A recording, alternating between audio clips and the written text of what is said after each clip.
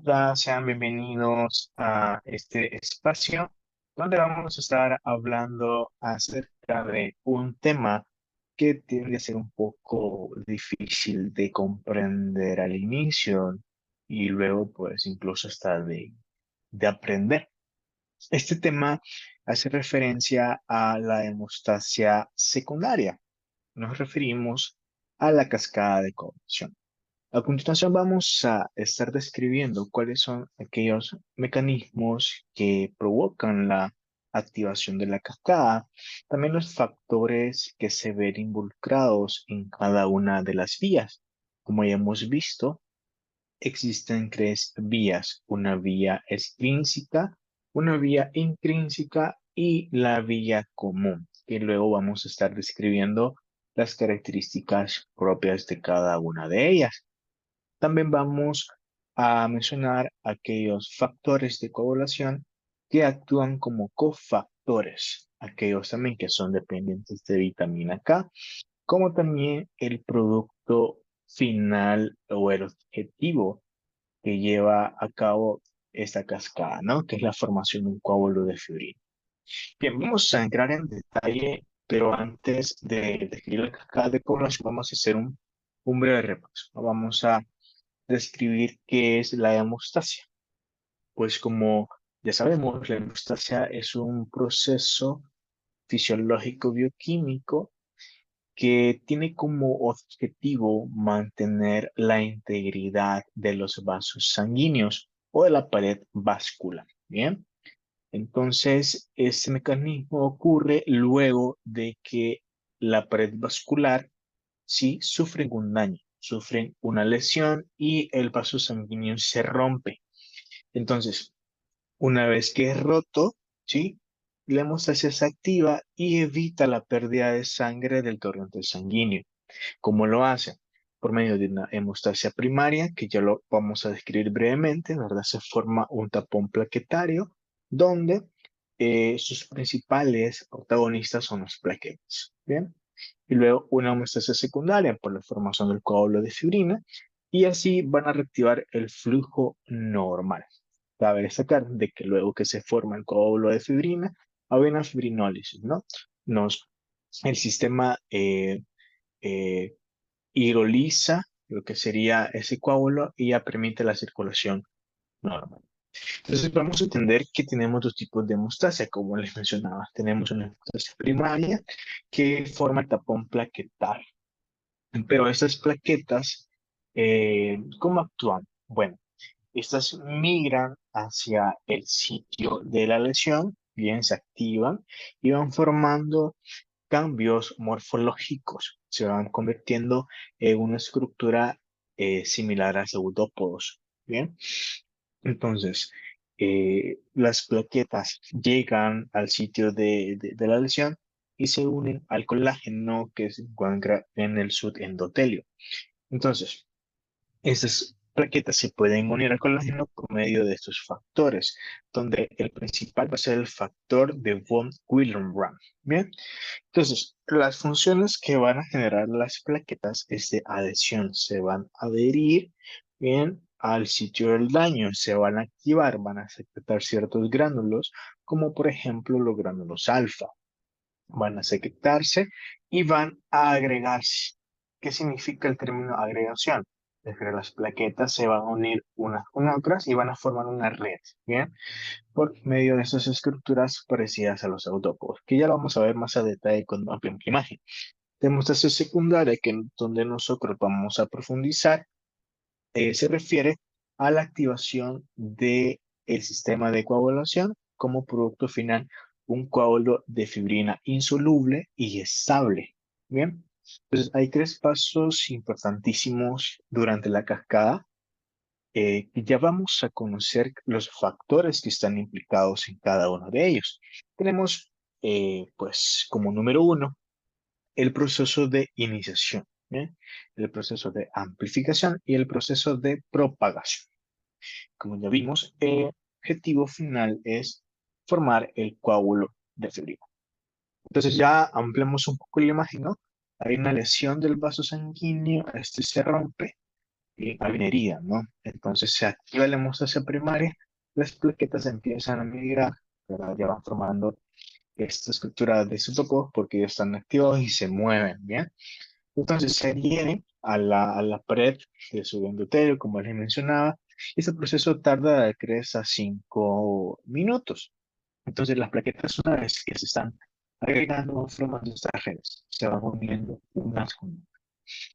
Entonces ocurre una vasoconstricción que hace referencia a un cese provisional del sangrado. Entonces, ¿cómo se va a formar el coágulo sanguíneo luego? Bueno, la fibrina que se forme en la cascada de coagulación en la hemostasia secundaria se van a unir a los fosfolípidos, ¿sí? De las plaquetas. Entonces ya vemos la importancia de la formación del tapón plaquetario porque es el sitio donde las fibrinas se van a adherir y van a formar el coágulo insoluble, ¿sí? Y que es estable. Este proceso de hemostasia secundaria tarda de 5 a 10 minutos. Ahora, a lo que hemos venido y lo que tiende a generar cierta confusión, eh, porque quizás porque trabajamos con números romanos o porque son varias eh, reacciones, pero vamos a tratar de explicarlo de la manera eh, mejor posible, ¿no? Entonces, nosotros vamos a tener dos vías o dos caminos para que la cascada de coagulación pueda llevarse a cabo. Vamos a tener un camino más cortito, ¿sí? Que se va a llamar la vía extrínseca. La vía extrínseca, ¿por qué? Porque el daño ocurre a nivel extravascular, o sea, no es tan profundo. Entonces, este daño o este estímulo inicial se da por un trauma, una lesión, una herida, una hemorragia, una quemadura, ¿eh? Entonces, el trauma va a estimular o va a provocar que el factor tisular, sí, el factor tisular también es conocido como el factor 3, ¿sí? Con la participación del calcio y los fosfolípidos que ya les mencioné que se encuentran en las plaquetas, va a activar al factor 7. Entonces, por medio del estímulo del factor 3, el factor 7 se va a convertir en un factor 7 activado. Como vemos, es una diferencia, ¿no? Cuando el factor se activa, pues, de manera demostrativa, tiene un color más intenso. O sea, solamente para que nos enfoquemos en esto, y tiene la letra A, que significa factor activado, ¿no? Entonces, el factor 7 es activado, ¿sí? El factor 7 activado, ¿no? Por medio del factor 3. Ahora, algo de que vamos a ir observando en la cascada es que cada uno de los productos activados van a favorecer la activación de otros factores. Entonces, vemos que el factor 7 que ha sido activado ahora va a activar al factor 10, que vamos a ver unas características importantes luego. ¿Por qué? Porque en el factor 10 inicia lo que se conoce la vía común, porque aquí tanto la vía extrínseca como la vía intrínseca que vamos a conocer luego van a coincidir o van a converger. Bien, entonces el factor 7 activado va a favorecer que el factor 10 se active. Entonces va a aparecer como un factor 7 activado. Vemos la letra A. Vemos que esto es un poquito el color más intenso para que podamos ver en forma demostrativa. Como les mencioné, cada producto va a favorecer a la activación de otro factor. Pero en el caso del factor 7 activado, necesita también de otro cofactor, que es el factor 5. Entonces este factor 5 se va a activar a favor, al factor 5 activado. Bien, entonces aquí tenemos un complejo que ya vamos a describir de qué se trata. Entonces, el factor 7A junto al factor, perdón, el factor 10A junto al factor 5A, con la colaboración del calcio y los fosfolípidos de las plaquetas, van a generar que el factor 2, que también es conocido como trombina, es un nombre que ya no suena conocido, ¿cierto? Entonces, este factor 10A junto al factor 5A van a favorecer que el factor 2, que es la protrombina, se active y se va a activar a trombina. que es el factor 2 activado. Entonces vemos que ambos son factores.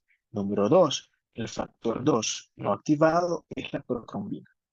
Una vez que el factor 2 se activa, ¿sí? Se forma la trombina. Bien, entonces esta transformación ocurre gracias al factor 10. Ahora la trombina va a favorecer para que el factor 1, que es conocido como fibrinógeno, se pueda convertir a fibrina, que es el factor 1 activado. Entonces vemos cómo influye la importancia del factor 10 para que active la proprombina. Y esta prombina va a favorecer que el fibrinógeno pueda convertirse en fibrina. Pero, ¿esto termina aquí? No. Nosotros necesitamos que la fibrina sea insoluble, o sea, que no se disuelva con el agua. Entonces, va a intervenir acá el factor 13. Tenemos el factor X que significa 10 y 1, 2, 3 que significa crece. El factor crece se va a activar. ¿Y cómo se va a activar? Por la estimulación de la trombina que ya se ha generado. Entonces, esta trombina va a estimular que el factor crece se active. Ese factor crece activado va a favorecer que esta fibrina se convierta en una fibrina insoluble. Aquí ya hemos terminado tanto la vía extrínseca, que es la vía corta, que ya solamente tiene el factor 3 y el factor 7, pero que también se activa. Tenemos la vía común, que es el factor 3, este factor 10 se activa, ¿sí? La introducción del factor 5, se convierte en el factor 2, que la protrombina se activa hacia la crombina y así sucesivamente hasta formar las hebras de fibrina que son insolubles. Entonces, como ya hemos visto, tenemos otra vía, que es la vía intrínseca. Intrínseca es porque ocurre más interno al vaso sanguíneo. ¿Bien? Ya hay un contacto directo con el colágeno del subendotelio. Entonces, esta vía es intrínseca, sí. El primer factor que se va a desencadenar es el factor número 12, que con ayuda del calcio, una superficie de carga negativa y la precalcleína, sí, ese factor 12 se va a activar a factor 12 activado. Bien, ahora, como ya les mencioné, cada producto va a estimular a otras reacciones. Entonces, este factor 12 va a favorecer que el factor 11 se active. Y aquí está el factor 11 activado. Bien, entonces, iniciamos la vía intrínseca con el factor 12. Este se activa por medio del estímulo de estos componentes y va a favorecer esa activación del factor 11, el factor 11 activado. Ahora, este factor 11 también va a activar otro factor, que es el factor 9. Como vemos, estas reacciones van de manera descendente. Factor 12, factor 11 y llegamos al factor 9. Entonces, este es el factor 9, ¿sí? Que por medio del factor 11 activado, el factor 9 se va a activar. Está el factor 9 activado. Aquí tenemos otro cofactor. Vemos que los cofactores están en color verde. Entonces, este cofactor va a ser el cofactor 8. ¿Bien? Que también se va a activar. Factor 8 activado.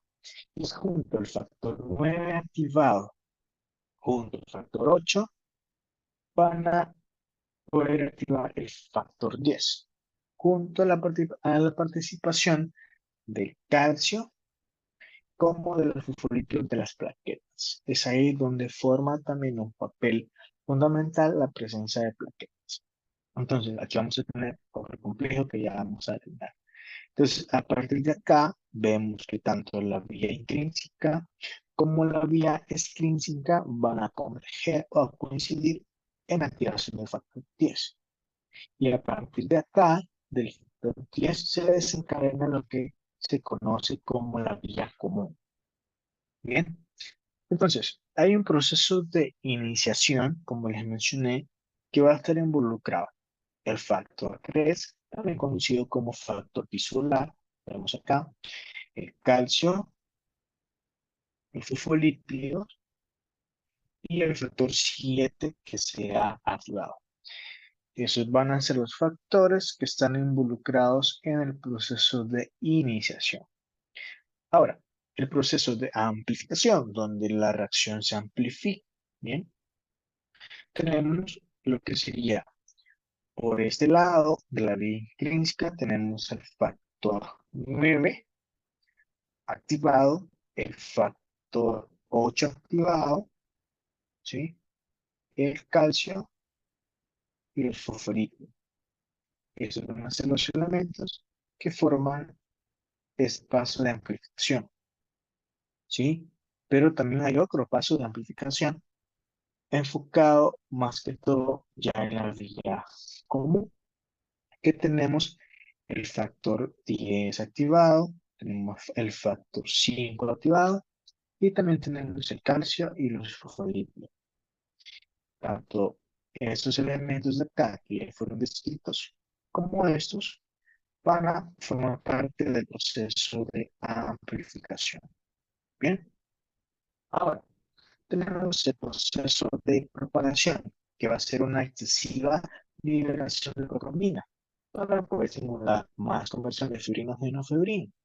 Entonces, el proceso de propagación está mediado principalmente por trombina. Entonces, vemos cómo se va desencadenando toda la cascada de coagulación. Ahora, si nosotros queremos medir su comportamiento y su estado, y si tenemos algunas anormalidades, pues vamos al laboratorio. Entonces, si queremos medir los elementos de la vía extrínseca, que es la vía corta, ya vimos el factor 7, el factor 3, ¿verdad? Y de la vía común, que empieza el factor 10, empieza el factor 5, factor 2, factor 1. En laboratorio nosotros vamos a medir el tiempo de Bernoulli. Por otro lado, si queremos medir algunos factores de la vía intrínseca, en laboratorio vamos a medir el tiempo parcial de rinoplastia. Para medir lo que es el factor 12, el factor 11, el factor 9 y el factor 8. Tiempo parcial de rinoplastia. Entonces, para ir terminando, hay unos puntos que me interesa que podamos manejar. Es que tanto la vía extrínseca como la vía intrínseca coinciden en la activación del factor 10, como ya lo hemos visto. Las reacciones bioquímicas que se están llevando en cascada, o sea, una tras otra, su objetivo final es la conversión del fibrinógeno en fibrina, un coágulo estable con la participación del factor crece activado, que ya lo hemos visto. El factor 10 activado, como ya describimos, favorece la conversión de procromina, también conocido como factor 2, a cromina, ¿verdad? Entonces, el factor 10A favorece que la procromina se active a cromina, como ya lo hemos visto. Y la crombina generada favorece la conversión final de fibrinógeno a fibrina, ¿verdad? Que la fibrina va a ser el partícipe primordial de la formación del coágulo, cuando la fibrina se une al tapón plaquetario. Entonces el fibrinógeno, por medio de la crombina, se convierte a fibrina. Por último, los cofactores, como ya lo hemos podido observar en la cascada, son el factor 3, el factor tisular, ¿verdad? El factor 5, el factor 8 y el factor 13. Los factores dependientes de vitamina K es el factor 10, el factor 9, el factor 7 y el factor 2. Una manera fácil de poder memorizar es que ustedes puedan escribirlos para aprendizaje en números naturales. Por ejemplo, con 10, 9, 7 y 2. Y nuestro reporte siempre tiene que ir en números. Tanto la hemostasia primaria como la hemostasia secundaria, y en la hemostasia primaria que ya hemos visto que su objetivo principal es la formación del tapón plaquetario, Y la hemostasia secundaria, que es la formación final de fibrina, son necesarias para que el coágulo funcione. O sea, una depende de la otra y viceversa. Entonces, vamos a ver acá una imagen, ¿no?, de cómo se va desencadenando la cascada de coagulación que ya hemos descrito. Como al final termina, ¿sí?, en las hebras de fibrinas insolubles. Vemos que acá la fibrina final es soluble en agua, pero por medio de la activación del factor crece, como ya lo describimos, se vuelve insoluble y se puede unir a, al tapón plaquetario. Entonces, esta imagen para que la podamos ver de manera resumen de todo lo que hemos explicado. Y bueno, espero que esta charla les haya sido de ayuda. Muchas gracias.